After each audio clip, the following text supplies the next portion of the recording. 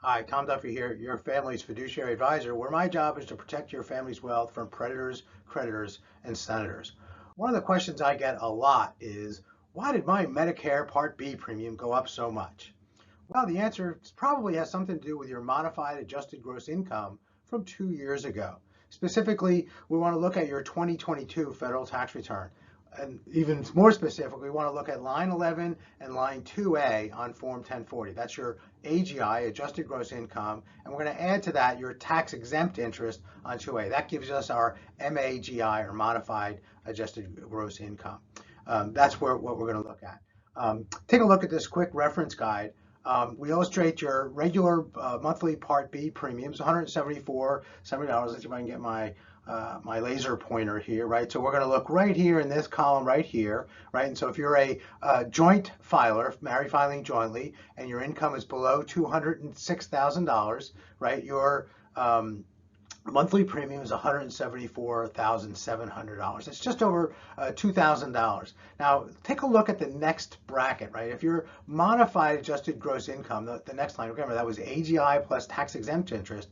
If it's between 206 or over 206 and $1 for a married filer, well, then you pay an additional or an adjustment or a surcharge, penalty, if you will, additional tax, if you will, of $69.90 per month per payer. So that's just under $840 for each Medicare premium payer. So that's the second line here where your modified adjusted gross income goes above 206,001 for a married filer, just over 103,01 for a single filer. Now, one of the things I want to make sure that you recognize is that if you go over by even $1, there is no graduation, there is no phase in, right? We call it a cliff, right? So once you go over that cliff, right, and once you go over to 258,002, then you're going to be subject to that income-related adjustment, right? And especially if you're in that third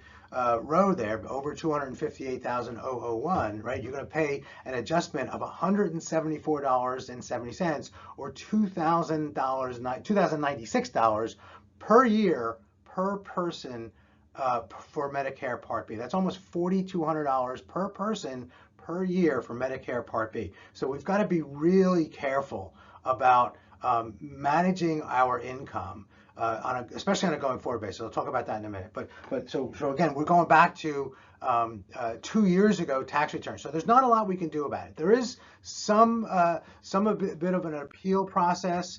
You go through, you can appeal based on these situations. Your tax return from 2 years ago, what is or wasn't accurate, right? You may have filed an amended return since then. There was an error in the IRS data. Let's face it, they make mistakes. The data's outdated, something like that.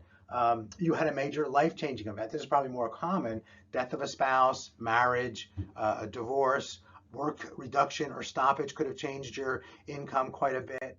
So there's a couple other loss of income from an income producing property, or a reduction or loss of a pension income. We've seen that a couple of times. I'm going to make this Medicare quick reference guide available to you. Just give me your email and we'll send it to you.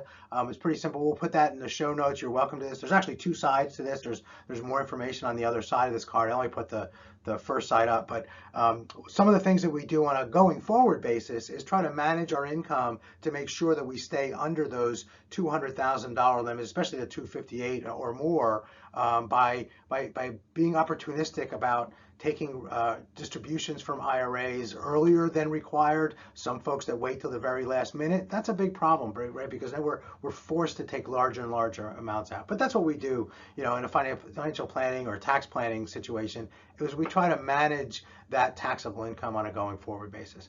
Again, this is Tom Duffy, your family's fiduciary advisor, where our job is to protect your family's wealth from predators, creditors, and senators.